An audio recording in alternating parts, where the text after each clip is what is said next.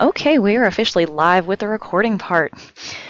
So if you type in a message, I will make sure, or a question, I will make sure and read it so that everybody knows what I'm answering so that everybody's on the same page. So I will be starting on page number 7 in the ISEF book tonight. Tonight is human participant rules and vertebrate rules. And these are tough, so that's why I broke the book up, because it's just a lot of stuff to absorb. I rely on the book a lot. So what I did before we met was I went through and I highlighted the things that I look at most when I have these kind of questions about human participants or vertebrates, and those things that are really important to make sure that you watch when you have these kind of projects come across your desk. So the number one, the Federal Code 45 CFR 46, they define what a human participant is.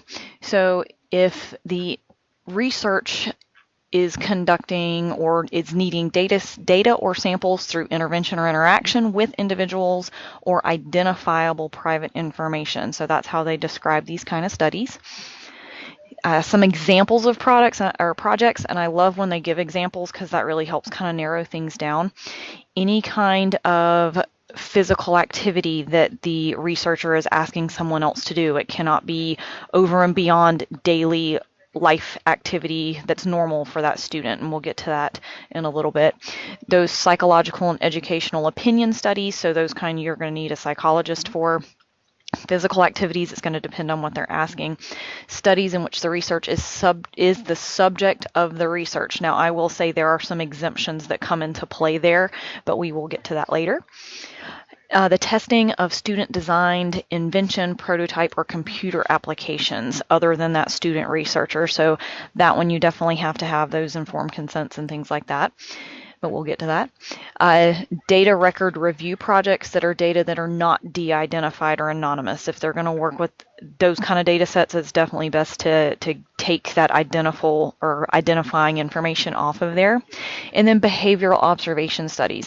And this is if they are going to change the environment, if they're going to interact with those individuals. It can be in non-public or restricted access or involve recording of personally identifiable information. Sorry, it's been a long week already. It's only Tuesday. All right. Any questions on that one? All right. It's quiet, so I'm going to go ahead and move on. So some of the biggest rules, they have to complete all elements of the human participants portion of the research plan. So what I did with the research plan that I have given everybody, I looked at ISEF, I looked at state, and I kind of combined the two on a Word document with examples with all the same questions, because the state ones, while they are fillable, they get very, very frustrating to work with. Not only that, on the SRC day, everything looks the same and it'll be easier for everybody to find what they need. So please make sure you're using that this year. And that helps to evaluate and minimize any physical, psychological privacy risk. It points out all those questions that they need to consider when they're evaluating or using human participants, because some things that they think is nothing is really a big deal. So with number 2, anything involving humans has to be reviewed and approved by your IRB at your school. If you have any questions, please do not hesitate to contact me, and that has to be before that interaction happens. So they cannot even start recruiting people until you've said yes. That's the same thing going with my doctorate right now because it involves humans. So I have to go, all that has to be done before anything can start. The people on your IRB, they have to look at any potential physical or psychological risks. So these humans obviously cannot be under any kind of risk whatsoever. Projects that are conducted at school, at home, or in the community have to be reviewed and approved before anything. So they got to make sure of that. Projects that are conducted at a regulated research institution have to have the IRB approval from that research institution. So you can't just approve that at your school level. The research institution has to do that too. So you will have to go by their protocol if they're at USF or if they're at Shands. So moving up to the top of the page. Oh, and a copy of that IRB approval from that research institute has to be turned in with all of the project. So biggest thing, participation in research may begin only after research participants have voluntarily given informed consent. Now, in the book, in the forms, there are informed consent forms, so they can use those. When they turn in their project stuff, if they go with any paperwork, they have to have a redacted copy, so they just need to, I just need one copy of it, and it has to have information, like identifiable information, taken out. That is just so the SRC at state can see everything. So the school IRB will actually determine whether consent, assent, or parent permission can be verbal or implicit, or it has to be written. So that's something that the IRB will have to decide depending on the project. And that's always the fun part. It always depends, and everybody does something different. So with informed consent, that researcher has to provide the complete information to the participant. So they have to tell them the risks, exactly what they're going to be doing, any benefits associated with the participation. Now, please know that the benefits that they are going to be able to give them, I can share my research with you. Don't bribe them. Stay away from that. Because I know some kids are like, oh, benefits. Yeah, I'm giving them gift cards. No, stay away from that. It can cause issues. Did somebody have a question? It sounded like somebody came in. That was just me picking up the phone. Oh, gotcha. Okay, just checking. All right, so participants are allowed, any participation with them is always going to be voluntary, and they are able to stop at any time. So the students cannot regulate that on their informed consent. That has to remain the same. But they give you that template in the form book. So the informed consent, it may not involve coercion. They cannot coerce their friends. Like I said, stay away from the gift cards, the candy, the gas money, the whatever the case may be. It is better just to not involve that to, prevent any kind of bias or anything else.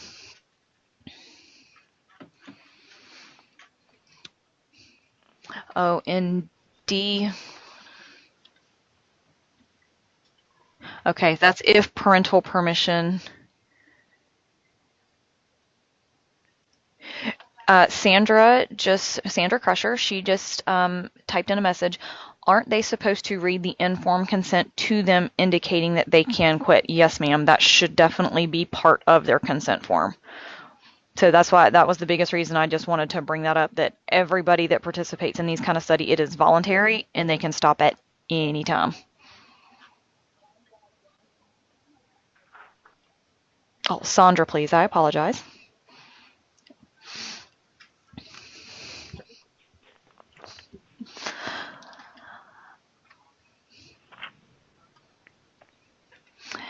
Now, E, it does say that they can waive IRB permission, but we're going to look at that in the exempt stuff. That's why I did not highlight that. They need to remember that the research study, it has to be in compliance with all privacy laws. So you're looking at HIPAA, FERPA. They have to make sure that none of that identifiable information is available to anyone. So they need to make sure in their research plan that they say something like, I'm going to randomly number my participants or give them letters. They can do that, but they cannot identify them in the research in any way. All the consents have to be blacked out or redacted. And they will keep the copies of those, and they will only send one with their paperwork.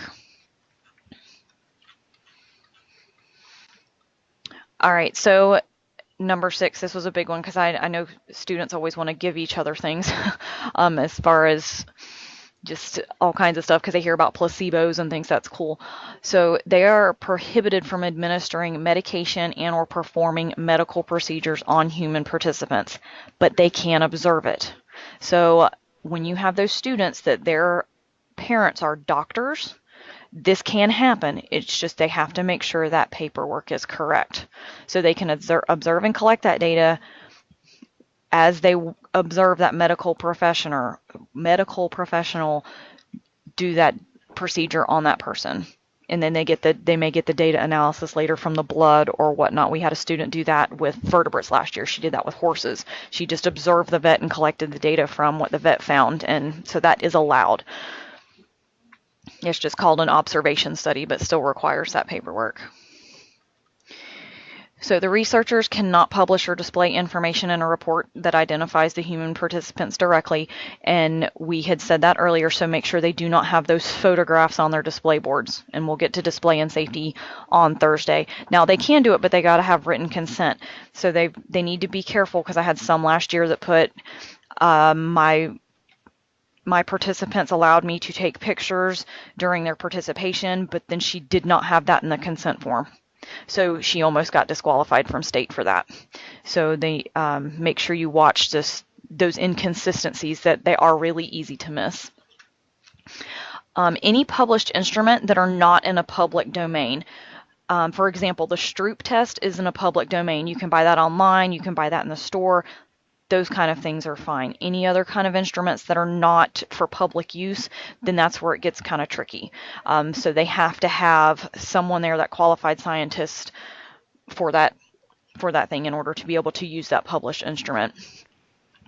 Now, studies that involve collection of data via use of the internet, they are allowed, but they can also pose challenges because it's not anonymous data, getting informed consent, ensuring participants are of appropriate age. So those kind of things, like online surveys, that can be really, really tricky.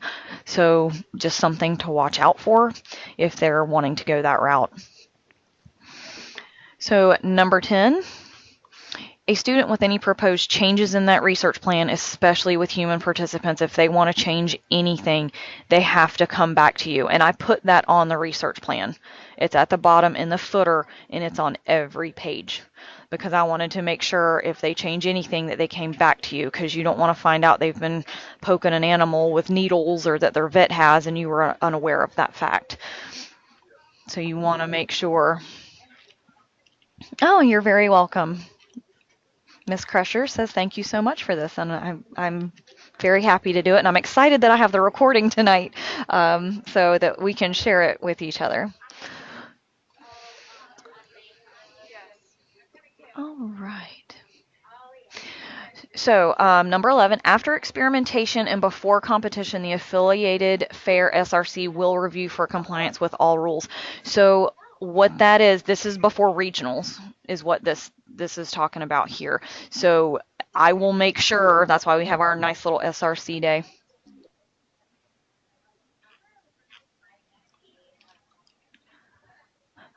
Okay. All right, Mr. Peterson is asking, can you go over the online procedures for an online survey? My first question is, are they doing random, or because some surveys are random and some of them are, hey, I've got my friends that are going to take this online survey for me, because you can get your friends' consent a lot easier than you can random people that you don't know.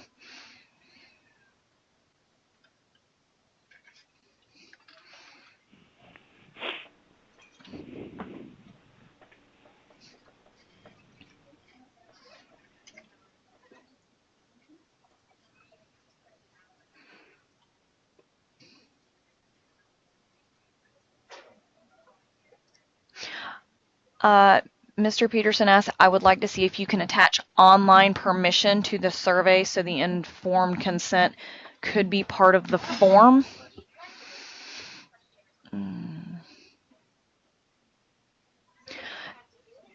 The only issue I'm seeing with that, and we're probably going to have to look at this online survey consent procedures that is right here. Oh, don't worry about spelling, Dan. We're good. My biggest concern is, especially via online survey, in this participants being appropriate age, students lie. I mean, in all honesty. I mean, let's see. Let me see if I can get that document out.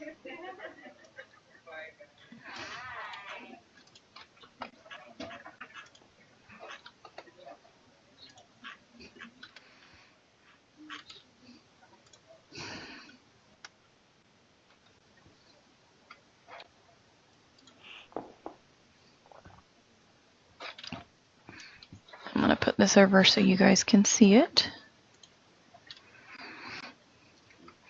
Okay, so the online surveys do require informed consent from human research participants age 18 and older. So that's the thing. If they're going to do someone in their class for middle and high school, they have to have minor assent, which means they've got to have parental permission as well. So they both have to know what's going on. And then the IRB will determine whether documentation of parental permission is still required. So that's probably going to depend on what they're doing. Again, all of this usually depends. If you want me to, I'll save this right now and I'll put this on the Big Springs website.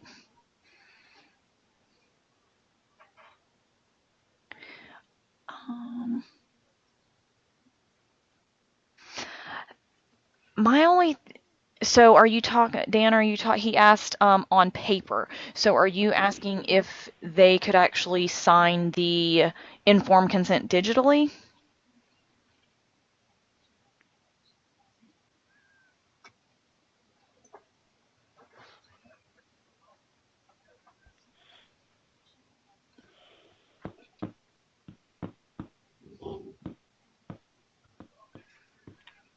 Oh, okay. So like a DocuSign type thing.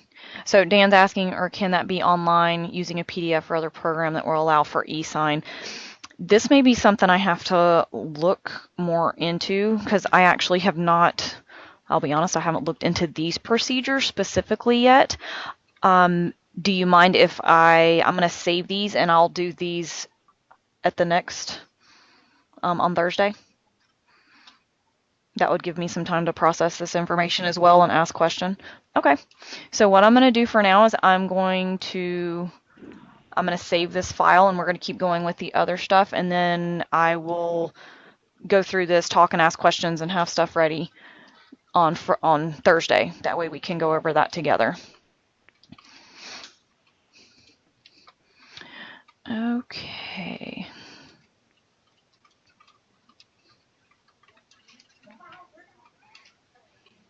Okay, we talked about 11. Number 12, those are just the forms. I've given you multiple checklists for that, so that's why I didn't highlight that part.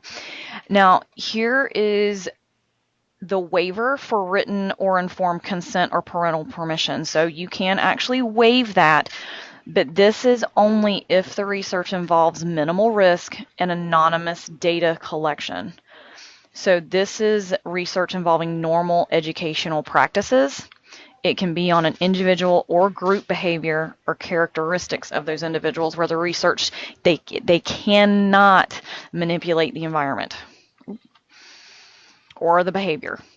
So more than minimal risk, that's a vague word that they like to use a lot, so you have to evaluate that depending on the situation. I would like to know what they mean by what's minimal risk. Usually minimal risk is, and I know it gets, oh, here you go. If you look at number 4, it's usually anything not greater than those ordinarily encountered in daily life. That's usually what they'll refer to when they say minimal risk. Okay. So if that student's if they're doing something with the entire basketball team and that's normal for the whole basketball team to do that on a daily basis at practice, you're usually fine. Okay. You just can't ask somebody who's never jumped on a treadmill before to get on there and run 3 miles. Okay, gotcha. So that's usually what anything minimal risk is. Like I said, it depends on the situation. Mm-hmm. All right, so your surveys, your questionnaires are activities that are determined by the IRB to involve perception, cognition, or game theory, and that do not involve gathering personal information, invasion of privacy, or potential or emotional distress. So just make sure any surveys, questionnaires, or activities, you make sure you read through those to make sure they're not asking inappropriate things. And I do like a lot of these because it will give you some more examples of that type of stuff later. But like I just said, David brought up the question involving physical activity not greater than ordinarily encountered. So look at who they're wanting to participate in the activity and then, go forward from there. All right, when you get to student design inventions, prototypes, or computer apps, or engineering, these kind of things, the IRB and pre-approval is necessary when the student design invention, prototype, or application is tested by human participants other than the student researcher. So the student researcher can work with this type of things and test it on themselves without necessarily having that pre-approval. But if it's just when they start to get involved, and we're going to get to exemption studies down here at the bottom in just a second, and that'll help clear some things up. So any projects where the prototype involves a medical diagnosis or an intervention and is tested on those human participants, it absolutely has to be at a regulated research institution. That is not something that the IRB can handle at a school or even at my level. It's got to be done there where they have that supervision. So you do have some options for some exempt studies, which is exciting. These do not require IRB pre-approval or human participant paperwork. So this is kind of nice if anybody ends up doing this. So the student design, intervention, prototype, computer apps, those kind of things, the student researcher, so when the student researcher is the only person testing that invention, the testing does not, and the testing does not pose a health or safety hazard. We obviously do not want them hurting themselves or attaining any kind of strange virus from whatever they're doing. So just you do not have to approve that or pre-approve that. Data or record review studies such as baseball statistics or crime statistics, if it's taking from a pre-existing data set that are publicly available to anybody, it does not involve any type of interaction or the collection from data from human participant for the purpose of that student's research, that's fine. They do not have to have pre-approval for that. So if they want to look at those types of things, they can without having to go through all of the fun stuff.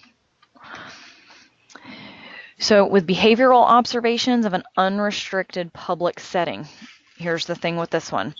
It's so a shopping mall, a public park, anything like that. They cannot have interaction with the individual. They cannot manipulate that environment, and they cannot record any personally identifiable data. So that's the biggest thing there. But they can do those with that. That is an exempt study.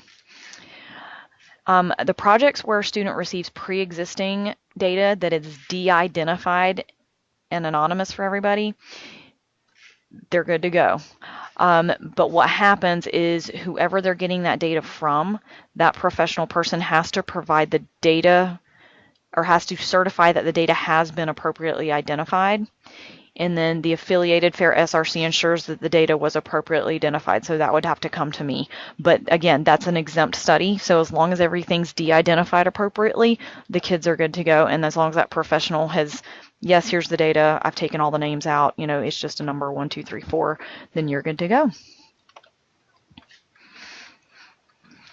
Okay, so here's that risk assessment. David, this is kind of help with that, just that risk and how much risk is there with everything involved. And like I said a few minutes ago, anything, if it's more than ordinarily encountered in everyday life or during performance of routine physical or psychological examination or tests. So as long as it's not out, as long as it's a normal everyday life thing for that student, then they're good to go. So here are some examples of greater than minimal risk. So exercise, like we said before, I'm not going to ask somebody to jump on a treadmill and run 3 miles and see how they do if they've never been on a treadmill before. But somebody that runs, you know, a 5K every other weekend may be completely used to that. So that's everyday life to them. Ingestion, tasting, smelling, or application of a substance. That one can get kind of tricky with people tasting anything. So I try to avoid those when you can. Or then any potentially hazardous material. With your psychological risk, this is one you don't want, when you're looking at those surveys and questionnaires, you do not want the students asking questions related to personal experiences. Like you don't want them, you know, asking rape victims about their experiences. You don't want them ask, you know, if students have been to juvenile detention centers. That may not be something they want to discuss, or their home life. So anything like that that could bring about anxiety or depression, low self-esteem, anything like that, they cannot show them violent or distressing video images. So use that common sense. If you're unsure, always just feel free to contact me. I've got other people I can contact too with the state. That are always happy to help with those kind of things.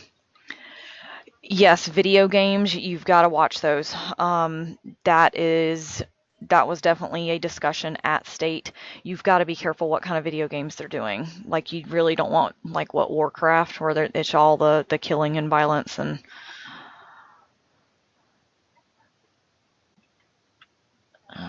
Fortnite is a video game, correct? Uh-oh, I've got people laughing around me. Okay, I'm a chick that does not play video games. Okay. What is Fortnite really? I've got guys around me that are, well, they'll get addicted to it, but is it very violent? Okay, so they're telling me yes, yeah, I'm thinking Fortnite's not going to pass inspection. I've got the guys around me saying it's a lot of violence and shooting. Oh, and Helen is saying it is fairly graphic. So that is something I would probably actually, I may would have to ask. Do you want me to ask the state SRC?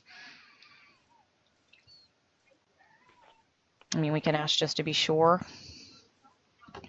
Some people are typing. I'm just waiting on answers to come in.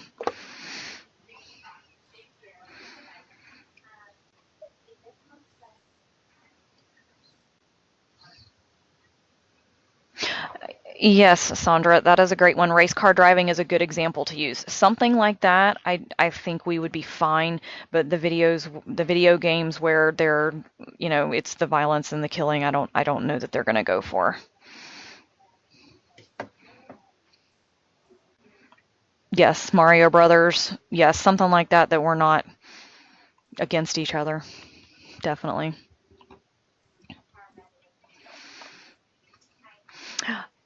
Okay, some that, and I think I had mentioned this one at the meeting, as far as the risk groups go, naturally at risk are going to be your pregnant women, disabled people, economically and educationally advantaged persons, people with diseases such as cancer, asthma, diabetes, anything like that, they need to stay away from. Those are the risk groups that it puts you just, it's difficult. So they're going to have a higher risk than others when you're looking at minimal risk and everyday life type things.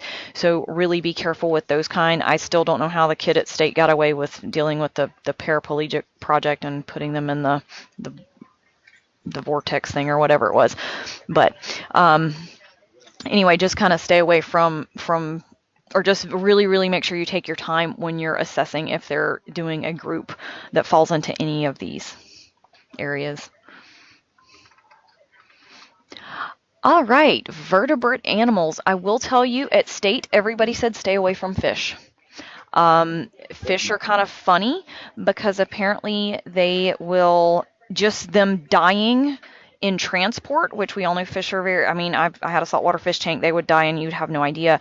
One of the girls actually made it to state.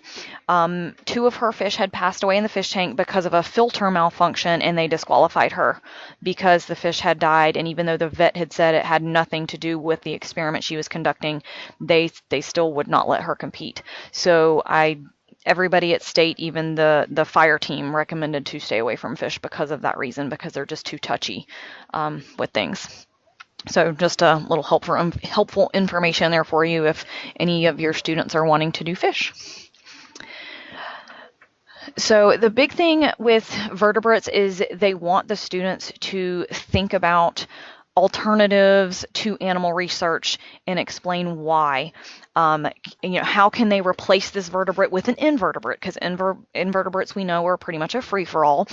Can they do some kind of tissue culture and get that from a vet that they've already got that, or a computer simulation? So anything they can do to not put a vertebrate animal in danger or in any kind of research area, I guess is what they're trying to do.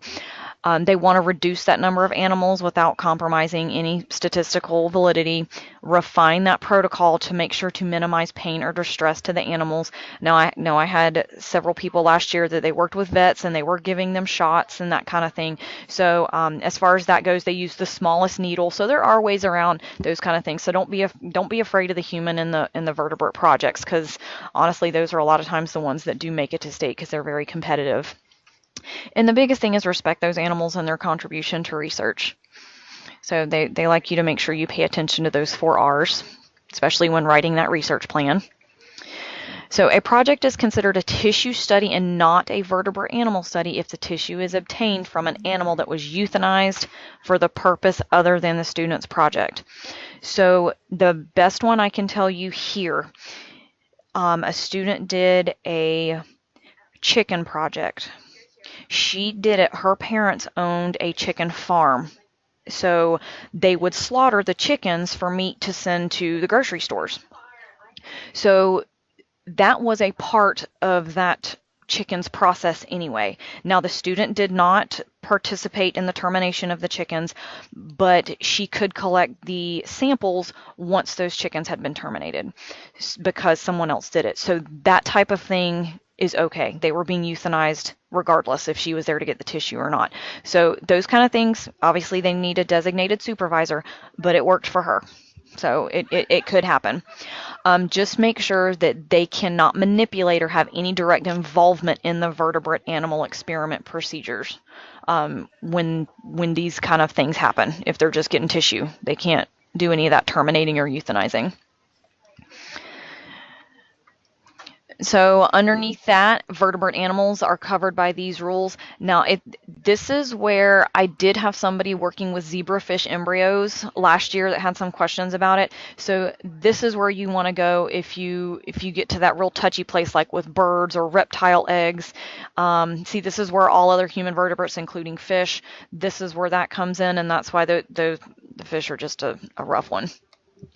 So the biggest rule for all vertebrate animals is justification as to why those animals have to be used. So depending on that study and that student's question, they have to make sure they justify why they absolutely have to use the goats or the horses.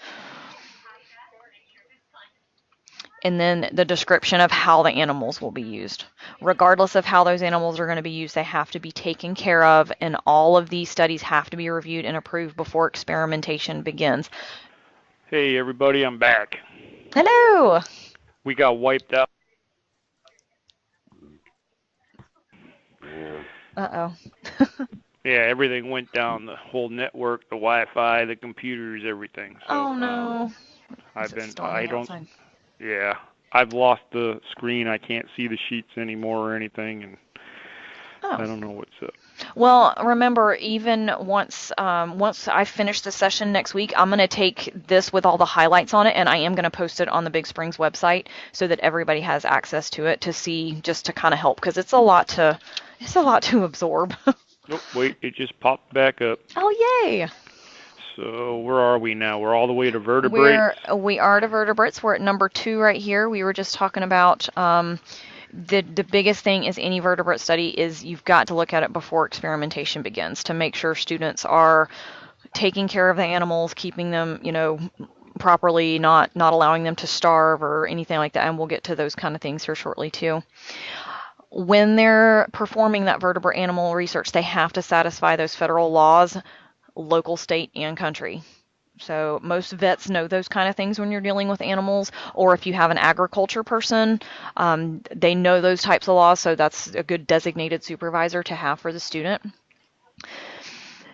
So the projects that cause more than momentary or slight pain or distress are absolutely prohibited. Like I said a little bit ago, one of the girls last year, the vet, used the smallest needle to inject the B12 into the horse, so it was okay. I talked to the state about that, and they were like, okay, it's very momentary, it's very slight, so, that kind of thing, it's not more than. So just kind of, you got to evaluate that situation.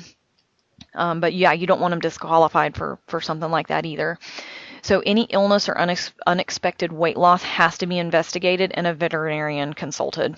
So anytime an animal in the research passes away, weight loss, massive weight gain, any kind of sickness, they have to have a vet come out and consult and fill out paperwork.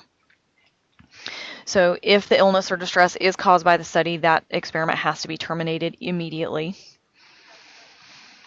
No vertebrate animal deaths due to the experimental procedures are permitted in any group or subgroup. And like we were just talking about, the girl with the fish that had 2 fish die and it had nothing to do with her experiment, the filter on her tank just, stopped. She still got disqualified even though that wasn't her fault. So, Mm. yeah, I know it was really because she was at state last year and they told her no. She had the mortality report, she had the report from the vet, and the fire team refused. So that's why I say be careful with fish. They're really touchy. So that's just what I would advise to stay away from. But any animal death, period, if that happens, they're going to be disqualified from state. So hopefully that does not happen to anybody. So that death does have to be investigated by a veterinarian. If they do say it was incidental and not due to the procedures, they could be okay, but the project has to stop until the cause is determined as far as why that happened. Because obviously, if you're doing horses or cows and one gets struck by lightning, that has nothing to do with your experiment.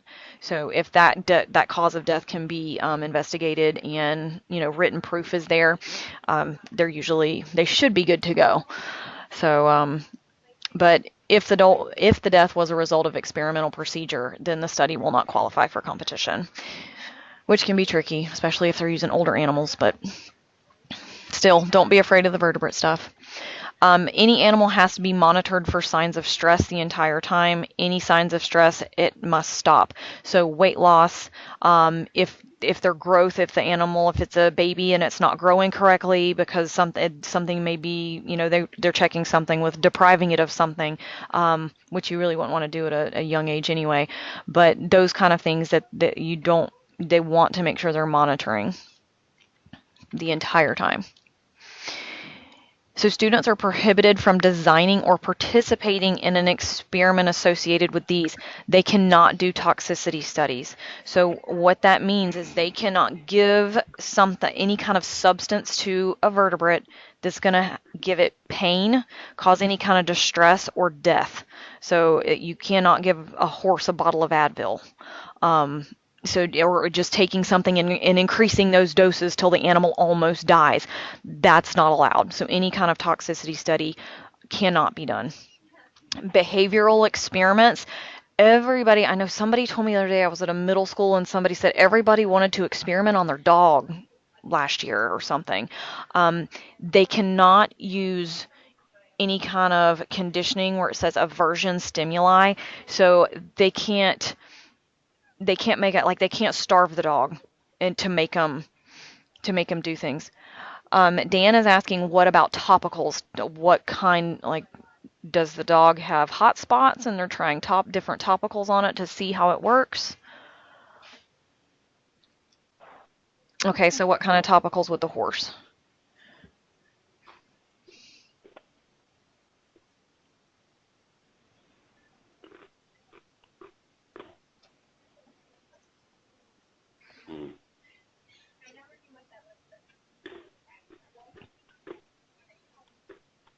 Oh, fly sprays?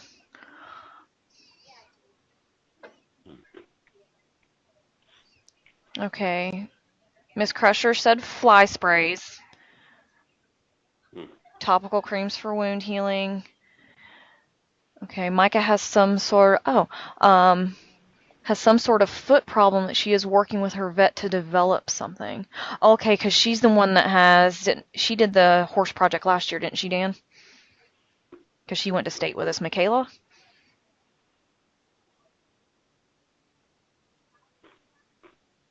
Okay, so she's probably looking at some kind of foot cream to try to see if that can help.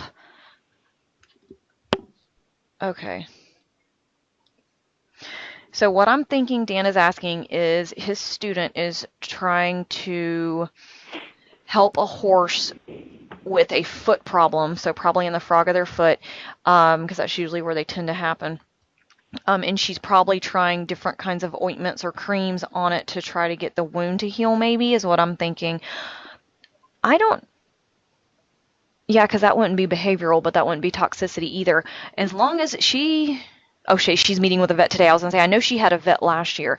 Okay, I'm thinking, should be fine, because it's not like she's starving the horse, but I know if that spot gets worse, then she would need to stop, obviously, but I'm sure the vet will tell her that. Okay, no. Yeah, keep me posted on the details. because that'll make a big difference. But that sounds like those kind of things. The fly sprays, I would definitely check with a vet first. I know some cows are very, very sensitive to certain things. I had a friend that changed fly sprays and killed part of her herd.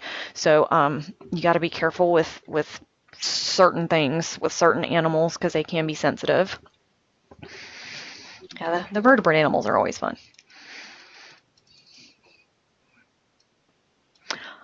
Okay, so any studies of pain? I actually had a student last year that wanted to do pain studies on people. No, so we cannot do that. In any kind of predator versus prey experiment, so we don't want students releasing mice in their house to watch the cat chase them down and kill them. Not a good one to do. So those are the ones that are just absolutely you cannot do those. The students are prohibited from those kind of experiments. And if you have questions, obviously feel free to email me at any point. All right, so number 9, animals may not be captured from or released into the wild without approval of authorized wildlife or other regulatory officials. Most of the time, they're not going to allow that anyway, but then you have the issue of, okay, I have these animals, now what do I do with them? So they need to make sure that they remember that part. I know there was, I think it was the first year I went to international, someone there was disqualified because they had released their animals into the wild and they had bought them at a store. So that is not something that you can do because obviously it will upset the ecology of the environment. Now, it does say that fish may be obtained from the wild only if the researcher releases the fish unharmed, has the proper license, and adheres to all those FWC laws and regulations. Electrofishing is permissible if conducted by a trained supervisor. And yeah, I'm still not quite sure what electrofishing is. I fish a lot, and I've never tried that one. They stick probes down. Yeah, they just stick probes down in the water with voltage, and it stuns them, and they float up, and then you just get them with a net or pick them up with your hands or whatever. Oh, I've never tried it that way. They actually harvest our lakes up here to take the bass down south to put in the tourist areas to put big bass in their lakes down there. Interesting. Yeah, so they do that. All right, so if the students want to collect fish, like I said, I would recommend staying away from them. They're a little touchy, but that is actually permissible. A qualified scientist or designated supervisor must directly supervise all research involving those vertebrate animals, except for observational studies. So make sure, especially those students, if they want something that they're doing with a vet, they need to go find their own vet. You know, it doesn't necessarily have to be yours at the SRC if you've got multiple projects going on. Put some of that responsibility on those students because they're, especially with this kind of stuff, they're going to have to be directly supervised. And also be careful with conflict of interest. One of the girls last year, her family owns the vet practice, but she had to make sure that she did not have a family member directly checking some of those things out with the access that she had. So just watch some of those conflict of interest type things that can happen. So any proposed changes in these, they have to repeat the approval process. The vertebrates are a lot like the human. Just if in doubt, email me. If in doubt, check the ICEF book, and I can always call people. Oh yeah, I hear that thunder, David. It must be up here now. Yeah, it knocked us completely out. Everything went down. Oh so. No, I hope that doesn't happen here because it has happened before. With the exempt studies, so you do have some exemptions here, and again, it's very similar to the humans. No interaction of animals being observed. So if they go to a zoo and they watch animals and just observe them and do an observational study, they can do that. They cannot manipulate that animal's environment. So I know we used to give the tigers phone books and they love to shred them. So they can't manipulate that environment in any way. And it has to meet those FWC type regulations. So for projects being conducted at school, home, or field, the animals have to be in their natural environment. They may be conducted in these places. So like I said, the zoological parks, livestock, that if they have an agricultural background, like I said, the student that had a dad that owned a chicken farm, that can be done. And then if they have those standard aquaculture practices, if they have some kind of fish farm, then by all means they can do that stuff there. Now, these projects have to be reviewed and approved by the SRC, in which one member is either a veterinarian or an animal care provider, expert with training or experience in the species being studied. So in order to have, with this exempt study, they have to adhere to both of the following guidelines. The research involves only agricultural, behavioral, observational, or supplemental nutrition studies on the animals, and it is only non-invasive and non-intrusive methods. So this one's a tough one to get for the most part, but it can happen. So on our SRC, do we have a person like that, veterinarian and all that? I have a vet, yes. Okay. And even the veterinarian in Denellen has actually, he had told me I could stop by and any of the vets there would help, and he has made all of them aware that if I have to come there with paperwork for assistance, that any of them are to help me. So, yes, I do have, well, you've got the Bellevue vet right across the street. I would hope they would help out, but hey, I've we never can't had make interaction. Oh, I'm sure somebody at Bellevue has. Yeah. Hopefully, I'm sure they would help out. So the biggest thing is make sure that if your students are doing this kind of research, that in their research plan, because this was a problem last year, students forgot to put how they cared for them, what kind of cage they were in, how often they cleaned it, how often they fed them, water, all those kind of things. The animals have to be observed daily to assess that health and well-being. Oh, Helen said Bellevue vets have been great in the past. Okay. So that should definitely help because, yeah, she worked there before she shifted to Lake Weir. So just make sure that they mention, and I did put that in the research plan for the vertebrates, that they need to make sure that they mention how they're being cared for on a daily basis. They want, everybody wants to make sure that those animals are taken care of, and then that's what it means by daily husbandry. Husbandry doesn't mean getting the animals pregnant, which a lot of people tend to think. Yeah, they do. I don't even want I don't want to even think that. Well, they hear husbandry, and for some reason they immediately think that's how, people work on getting them to breed and that kind of thing. Right. And it's not. It's just the daily care. Okay. So, number 6, euthanasia for tissue removal or pathologic analysis is not permitted for a project conducted in school, home, field site. So that can't be their sole purpose is, okay, I want tissue samples, so all of these animals have to be put down. No. That's different from this animal at the chicken farm is going to be euthanized anyway. Does that make sense? Mm-hmm. Okay. It wasn't put down for the experiment. It was put down for some other reason, so you can use the tissue, right? Absolutely. Yeah, if it's one of those places that it's a meat farm of any kind with any animal, if those animals are being euthanized anyway for their meat, the students can get tissue samples from that because those animals were going to that fate regardless if the student was getting tissue. So they just have to make sure they have the right person there that is observing them and euthanizing those animals for them. The students cannot euthanize the animals themselves. Gotcha. So with livestock or fish raised for food, here we go, using those standard agricultural or aquacultural practices, they can be euthanized by that qualified adult. So that's what we just touched on. I didn't highlight the forms because you have all that information already. These are additional rules for projects conducted at a regulated research institution. They're very, very similar. I didn't see anything in here that was different than what we've already talked about, because this goes into like certain things in the regulated research are permitted or are, just depending on the place. So this kind of stuff, it's got to go by the regulated research institute rules. Some of them may not be sufficient. So if you hit one of these, we can get through that together. I know a lot of the animals tend to be the at-home type things.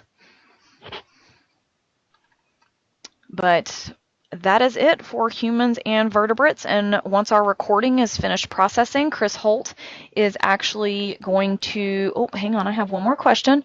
What about testing animals in shelters? Sandra, do you know what kind of testing they're wanting to do on those animals? That would be my first question.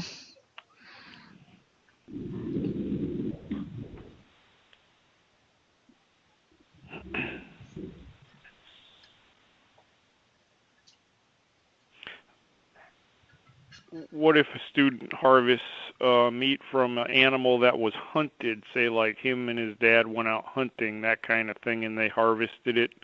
Would there have to be some kind of paperwork proving that it was taken that way? Um, my thought, and I can check on this, I would say that the parent would be that designated supervisor. Okay. Because they went through as long as that parent, I would think, would go through the procedure of they're killing it for meat Mhm. and not just trophy hunting. Right. I don't see why that could be a why that would be a problem, but I know there's also quotas of deer too that everybody can get. Right. So if he's hunting with multiple people to try to get different samples, I guess that's going to depend. Okay, so Miss Crusher said she had asked, what about testing animals in shelters? And it says, which food do they okay, so like a food study. So, which food do they prefer if offered two different types of food? I wouldn't think that would be an issue because you're not depriving them of of their like their needs. Like as long as the animals were being fed on a regular basis and that they weren't trying to deprive them, I don't see why that would be a problem. But I would definitely would need to or would want to see more details about it. And the shelter would obviously have to, because that would be, well, that's not a regulated research institute. I've never had that one come up, but I don't see why that would be an issue. Because I'm thinking what, like hard food and wet food, Mhm. something like that probably. Okay, she asked, oh, sorry, Sandra asked, what about training of dogs to figure out the most efficient way to teach tricks? And I see Helen. Oh, I've got a few people typing, so I've got some answers coming in, I'm sure.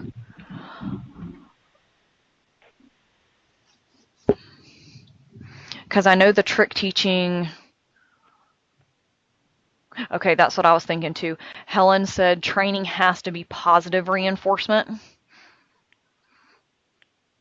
And yeah, as long as the animals are not deprived in any way. Yep. And Dan just said it all has to be positive reinforcement. Correct. Yes. So no shock collars, water spray bottles, nothing like that can be used on the animal. So it all has to be a positive reinforcement. So treats, clickers, those kind of trainings I would think would be okay, as long as they're not depriving the animal of food in order to get them to work for the treats.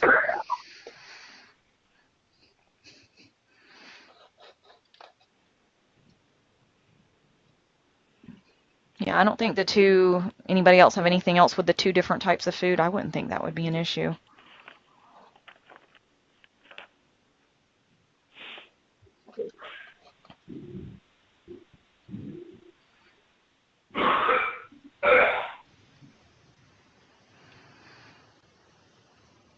Helen did mention one thought, and that's a good one. She said the food should be fine, but definitely monitor for allergies, because a lot of dogs, depending on the dogs, do have a lot of skin allergies to certain foods that can cause them to be really itchy. So that would definitely be something to consider when they go to the shelter. So yeah, they're even at the shelter, they're probably going to want to have, they're going to have a vet probably.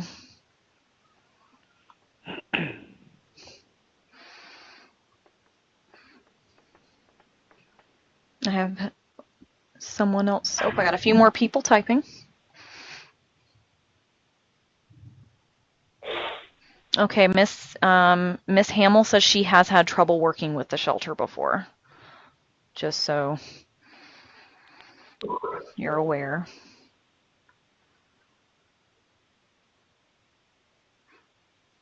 Agreed, Dan. Dan said it's better to be safe than sorry when dealing with animals.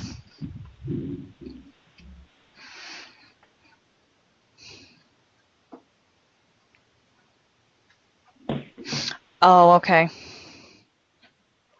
Helen said something to watch for with the shelter type thing. She said they tend to be fairly strict with what you can do there, which I understand because they have their own set of regulations. So you're definitely going to have to talk to that shelter and see what they will allow.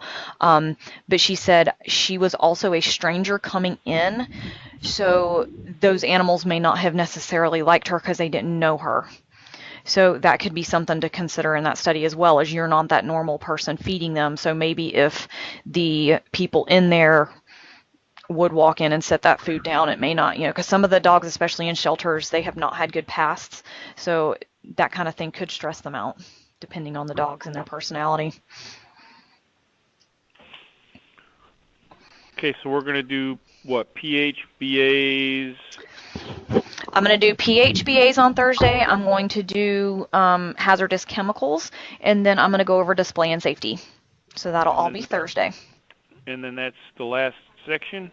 That is the last section. I mean, if you guys need something like this in September, I could call a webinar where everybody can call in with their any paperwork potential issues, and we could all discuss it together. You guys could scan them in, and we could talk about them.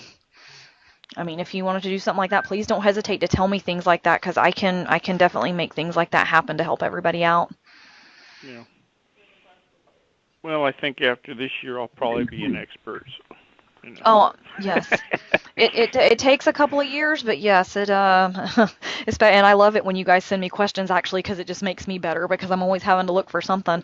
I know Miss Wilson last year, we were having to look at voltage stuff, which I was like, there's voltage stuff in here? So it's always a learning experience.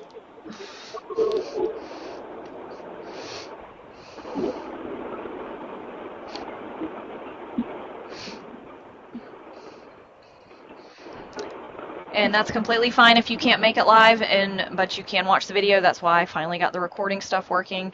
And Mr. Peterson did email in today. He had some questions about a fermentation study, because one of his students, their parents own a winery. And actually, you can do fermentation studies as long as you've got the right people there. So if anybody has questions about that, Dan Peterson might be an expert on that one by the end of this year. All right, well, if that's everything, I'm going to let you guys get to your evening, and I will definitely talk to you on Thursday. Oh, Mr. Peterson's typing me another message. Uh-oh, and he may have some wine to share, too, with us later, so we'll see how that goes. I like it. All right, well, everybody have a wonderful evening, and please drive safe out there, because it sounds like it's nasty. Yeah, it's ugly. It's very dark. It's thundering, no. lightning, all that. So it sounds like it's pouring, because I can hear it bouncing off my windows. Oh, wow. Okay. So well, it's kicking up. Everybody, please be safe, and I will definitely talk to everybody on Thursday. All right, talk to you then. Thank Bye. you.